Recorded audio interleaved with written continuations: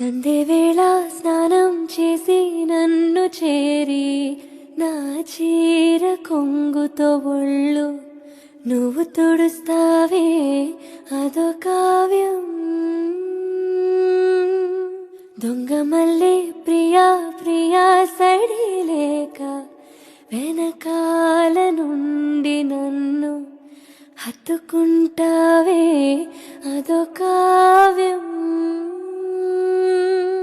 నీకోసం మదిలోనే గుడి కట్టినానని తెలియని దాసారి ప్రియమారా ఒడి చేర్చుకోవా నీ చెలిని మనోహర.